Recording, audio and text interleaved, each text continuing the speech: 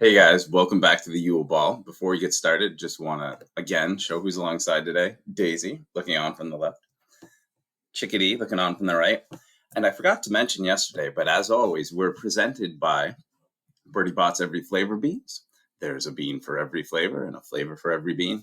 And my personal presenting sponsor, coffee. You're welcome. Now, let's find out where we are. I believe we just met Crumb's date.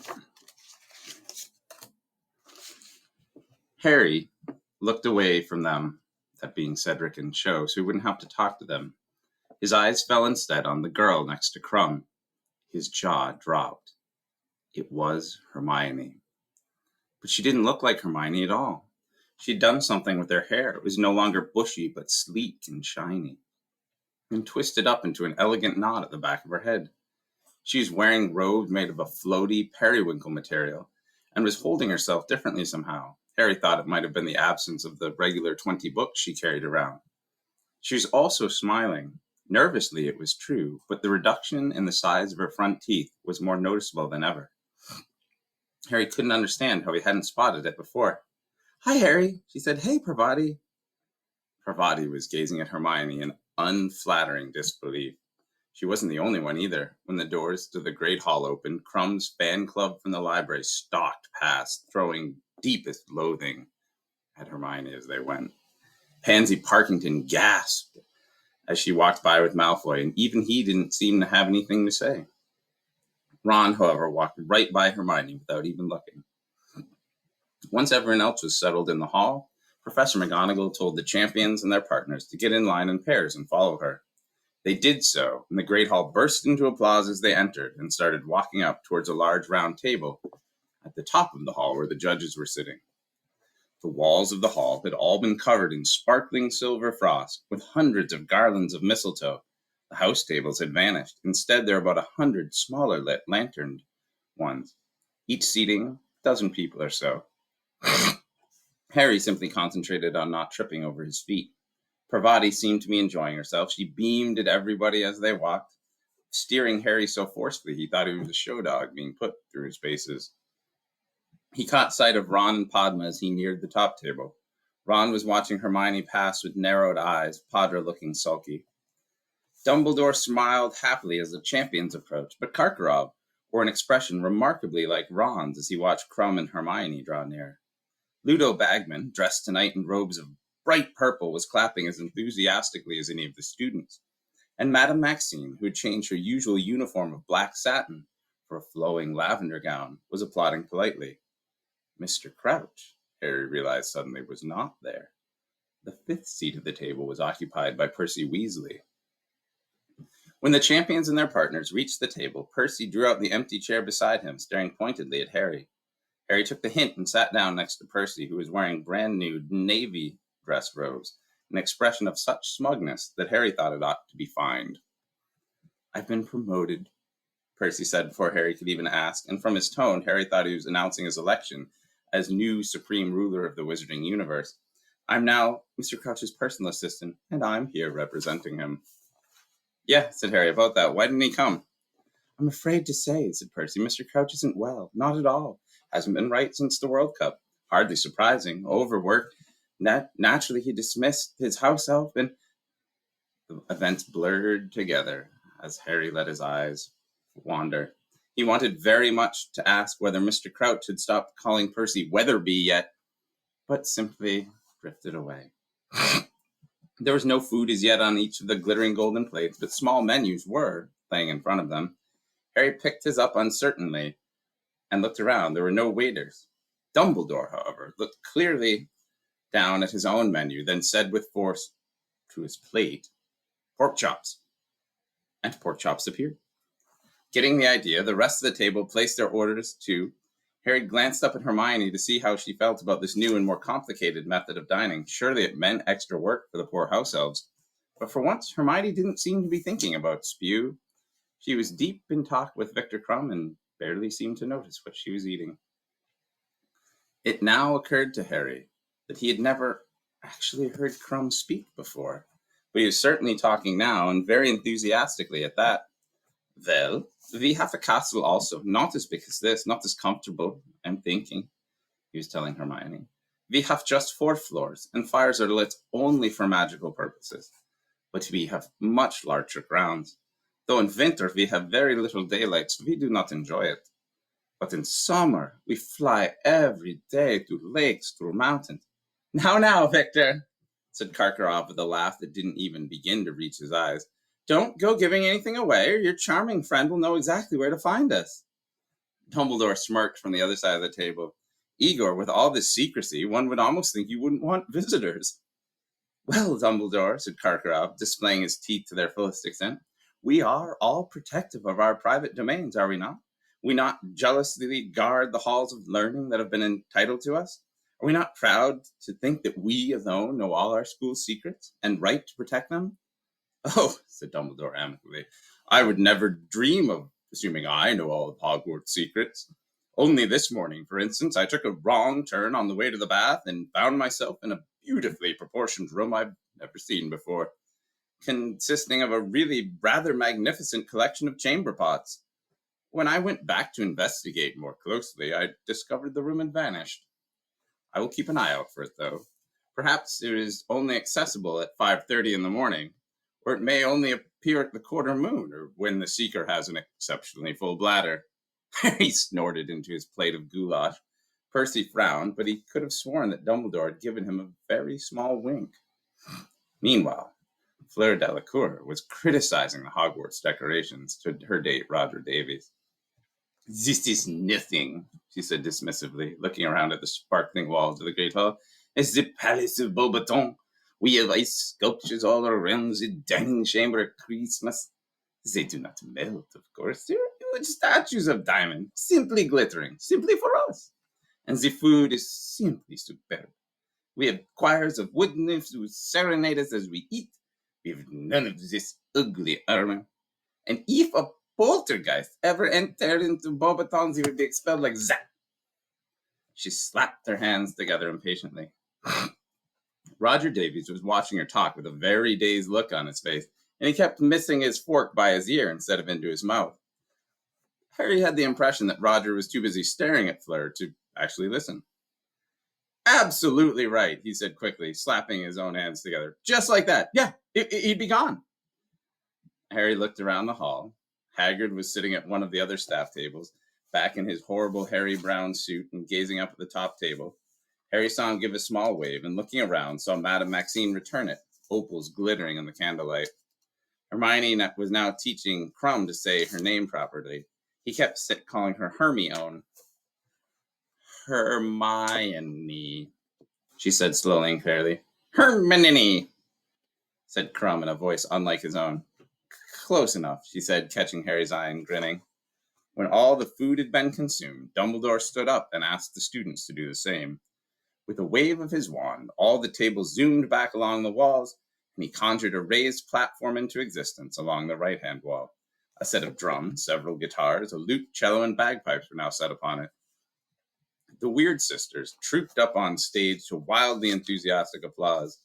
They were all extremely hairy, and dressed in black robes artfully ripped and torn.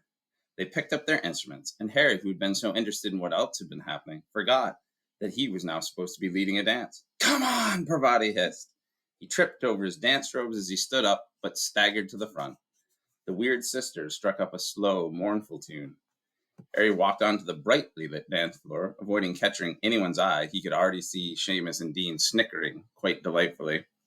And the next moment, Parvati had seized his hands, placed one around her waist, and was holding the other tightly in hers. Wasn't as bad as it could have been, Harry thought, revolving slowly on the spot as Parvati steered him. He kept his eyes fixed over the head of everyone, and very soon many of them had made their way to the dance floor as well. Neville and Ginny were dancing nearby. He could see Ginny wincing frequently as Neville kept trotting on her feet. Dumbledore was waltzing with Madame Maxime. He was so dwarfed by her that the top of his pointy hat barely tickled her chin. However, she moved very gracefully for her size. Mad-Eye Moody was doing an extremely ungainly two-step with Professor Sinistra, who was nervously avoiding his wooden leg. Nice socks, Potter, Moody growled as he passed, his magical eyes staring through Harry's robes. Yeah, Dobby the house elf knitted them for me, said Harry, grinning. He's so creepy. Parvati whispered as Moody clunked away. I feel like that eye should not be allowed. Harry heard the final quivering note from the bagpipes and relieved. The weird sisters stopped playing, applause filled the hall, and Harry let go of Parvati instantly. Let's sit down, shall we? He said in total exhaustion. But this is a really good one, Parvati said as the weird sisters struck up a new song, much faster. I don't like it, Harry lied, and he led her away from the dance floor, past Fred and Angelina, who were dancing so exuberantly people around them gave them space for fear of injury, and over to the table where Ron and Padma were sitting. How's it going? Said Harry to Ron, sitting down and opening a bottle of butterbeer. Ron didn't answer. His focus for the entire evening seemed to have been Hermione and Crumb, who were dancing nearby. Padma was sitting as a third wheel with her arms and legs crossed, one foot jiggling in time. Every now and then, she threw a disgruntled look at Ron, who didn't even notice. Parvati sat down on Harry's other side, crossed her arms and legs too, and within minutes was asked to dance by a boy from Beauxbaton. You don't mind, do you, Harry? Said Parvati. What? Said Harry, who was now watching Cho and Cedric himself. Never mind, it's not Parvati, and off she went. When the song ended, she did not return. Hermione came down and sat in Parvati's empty chair, a bit pink in the face from dancing. Hey, said Harry. Ron still didn't say anything. Hot, isn't it? Said Hermione, fanning herself with her hand. Victor's just gone to get us some drinks. Ron now shot her a withering look. Victor? He asked. He hasn't asked you to call him Vicky yet? Hermione looked at him in surprise. What's up with you? She said. You don't know, said Ron scathingly. I'm not going to tell you. Hermione stared at him, then at Harry, who shrugged. He didn't know either. Ron, what? He's from Durmstrang, snarled Ron. Competing against Harry, against Hogwarts. You're... Ron inhaled, obviously casting around for words strong enough to describe the crime in his mind. Fraternizing with the enemy. Hermione's mouth fell open. Don't be so stupid, she said after a moment. The enemy? Honestly, which one of us was all excited when Victor arrived? Which one wanted his autograph? Who's got a model of him up in their dorm? Ron ignored this and blithered on. I suppose he asked you to come with him while you were both in the library? Yes, he did, said Hermione, pink patches in her cheeks glowing more brightly. So? What happened? Were you trying to get him to join Spew? No, I wasn't. If you really want to know, he said he'd been coming up to the library every day to try and talk to me, but he hadn't been able to pluck up the courage. Hermione said this very quickly and blushed so deeply at the compliment that she turned the same color as Parvati's robes. Well, that's his story, said Ron nastily. What's that supposed to mean, said Hermione. It's obvious, isn't it? He's Karkarov's student. He knows who you hang around with. He's just trying to get closer to Harry, trying to get inside information on him. Hermione looked as though Ron had slapped her. When she spoke, her voice quivered. For your information, he hasn't asked me one single thing about Harry. Not one. Ron changed course at the speed of light. Then he's hoping to help you find him, whatever is in the egg. I suppose you've been putting your heads together during those cozy library sessions. I'd never help him with the egg, said Hermione, retreating and looking at her. Never. How could you say something like that? I want Harry to win. I'm on Harry's. Harry knows that, don't you, Harry? You've got a funny way of showing it, rumbled Ron. The whole tournament's supposed to be about making friends with foreign wizards, said Hermione hotly. No, it isn't, shouted Ron. It's about winning. People were starting to stare at them. Ron, said Harry quietly, I haven't got any problems at all with Hermione going with Crumb. But Ron was too far gone. He ignored Harry, too.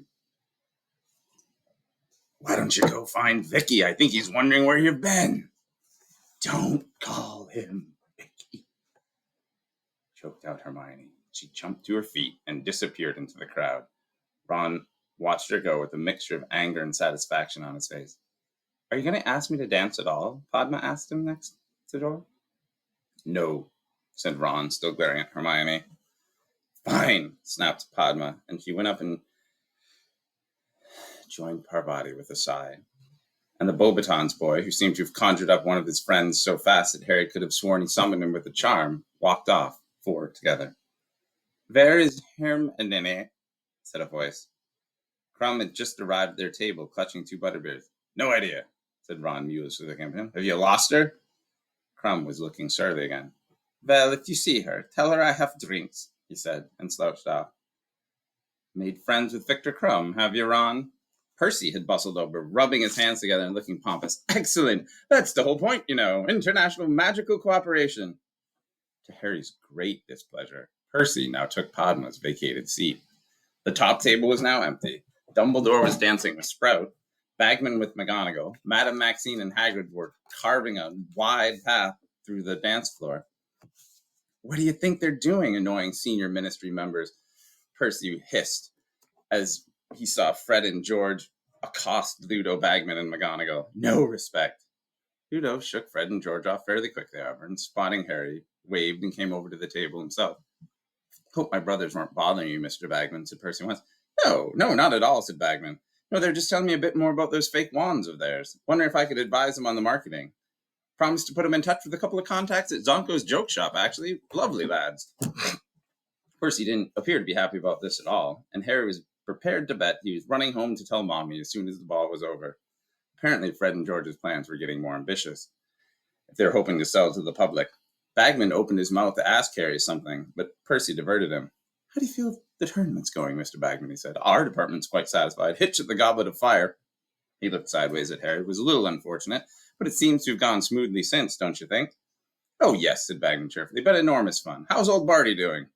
Oh, I'm sure he'll be up and about in no time, said Percy, but in the meantime, in Mr. Crouch's absence, I'm more than willing to take up the slack. Of course, it's not all about attending balls, he waved airily. I've been trying to... Let's go for a walk, Ron cut in. I gotta get away from him.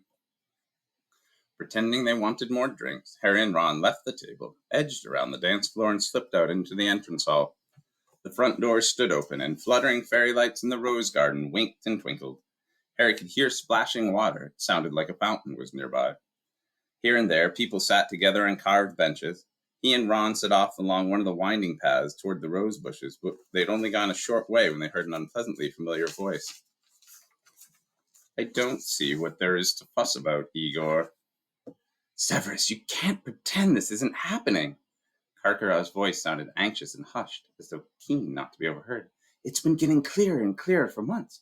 I'm becoming seriously concerned. I can't deny it.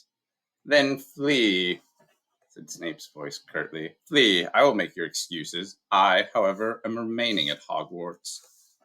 Snape and Karkarov came around the corner. Snape had his wand out and was blasting rose bushes, his expression ill-natured. Squeals issued from many of the bushes, and a dark shape emerged from the last one he had.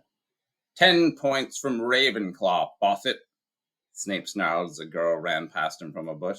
And 10 points from Hufflepuff, too, Stebbins, as a boy ran after her. What are you two doing? He added, catching sight of Harry and Ron on the path ahead. Karkarov, Harry was pleased to see, looked slightly discomposed to see him standing there. His hand went nervously to his goatee, and he twirled it around his finger. We're walking, Ron told Snape shortly. Not yet against the law, is it? We'll keep walking, then, snarled Snape, and he brushed past them, Karkarov hurrying behind. Harry and Ron continued down the path. What's got Karkarov all worried? Ron muttered. And since when have he and Snape been on a first-name basis? Said Harry slowly. They'd reached a large stone reindeer now, over which they could see the sparkling jets of a tall fountain. The shadowy outline of two enormous people were visible on a stone bench, watching the water in the moonlight. Then Harry heard Hagrid speak. The moment I saw you, I knew, he was saying in an oddly husky voice. Harry and Ron froze. This didn't seem like the sort of scene they ought to walk in on somehow. Harry looked around, half up the path, and saw Fleur Delacour and Roger Davies standing half concealed in a rose bush nearby. He tapped Ron on the shoulder and jerked his head toward them, meaning that he thought they could sneak off that way without being noticed. Fleur and Davies looked very talkative to each other to Harry. But Ron, his eyes widening in horror at the sight of Fleur, shook his head vigorously and pulled Harry deeper into the shadows. What did you know, Hagrid? Said Madame Maxine, a purr in her low voice. Harry definitely didn't want to listen to this. If it had been possible, he would have put his fingers in his ears and hummed loudly, but it wasn't an option. Instead, he tried to think of a beetle crawling along the stone reindeer's back. But the beetle just wasn't interesting enough to block out Hagrid's next words. I just knew. I knew you were like me, he said. Was it your mother or your father? I didn't know what you mean, Hagrid. It was my mother, said Hagrid quietly. She was one of the last ones in Britain. Of course, I can't remember her too well. She left sea when I was about 3. Not really maternal, not in their natures. To know what happened to her. Might be dead for all I knew. Madame Maxine didn't say anything. And in spite of himself, Harry took his eyes off the beetle and started listening intently. He'd never heard Hagrid talk about his childhood before. My dad was broken-hearted when she went. Tiny little bloke, my dad does. By the time I was 6, I could put him on top of the dresser if he annoyed me. Used to make him laugh. Madame Maxine was listening motionless to Hagrid's story. Dad raised me, but he died, of course, just after I started school. I had to make my own way after that. Dumbledore's a real help, mind you, very kind. He wiped a tear from his eye. Anyway, enough about me. What about you? Which side you got it on? Madame Maxine had suddenly jumped to her feet. It is chilly, she said, but whatever the weather was doing, it was nowhere near as cold as her voice. I think I will go in now. Eh? Said Hagrid blankly. No, don't go. I've never met another one before. Another what? Precisely, said Madame Maxine, her tone icy. Harry could have told Hagrid it was best not to answer. He stood there in the shadows, gritting his teeth, hoping and wishing. But it was no good. Another half-giant, of course, said Hagrid. How dare you! Shrieked Madame Maxine. Her voice exploded through the peaceful night air and knocked Fleur and Roger out of their rosebush. I've never been more insulted in my life. Half-giant? Moi? I have big bones! She stormed away, multicolored swarms of fairies blooming into the air as she passed the bushes. Hagrid sat on the bench, staring after her. It was much too dark to make out his expression. Then after a minute, he stood up and strode away, not back to the castle, but onto the dark grounds. Come on, Harry said to Ron. Let's go. But Ron didn't move. What's up? Said Harry, looking at him. Ron looked around at Harry, expression very serious indeed. Did you know, he said, about Hagrid being half-giant? No, said Harry. Who cares? He knew immediately from the look Ron gave him that he was once again revealing his ignorance of the wizarding world. Being brought up by the Dursleys, there are many things that wizards took for granted that Harry had no idea about, but these surprises had become fewer with each successive year. Now, however, he could have told that most wizards would have not said, so what, if being told one of their friends had a giant for a mother. I'll explain inside, said Ron quietly. Come on. Fleur and Roger Davies had disappeared, probably into a more private patch of bushes. Harry and Ron returned to the Great Hall and sat down at a table far removed from the dance floor. So, said Harry, what's the problem with giants? Well, they're, Ron struggled for words, not very nice, he finished lamely. Who cares, said Harry. Hagrid is. I know he is, but blimey, no wonder he keeps it quiet, said Ron. I always thought he'd got in the way of a bad engorgement charm when he was a kid or something. Didn't like to mention it. Ron, what does it matter if his mom's a giantess, said Harry. Well, no one who knows him will care, because they'll know he's not dangerous, said Ron slowly. But Harry, giants are vicious. It's like Hagrid said in their natures. They're like trolls. They just like killing things. There aren't any left in Britain now, though. Well, what happened to them, said Harry. They're dying out anyway, and then loads got themselves killed by aurors. They're supposed to be giants abroad, though. They hide out in mountains mostly, I think. Well, I don't know who Maxine thinks she's kidding, said Harry, looking at her sitting alone at the judge's table.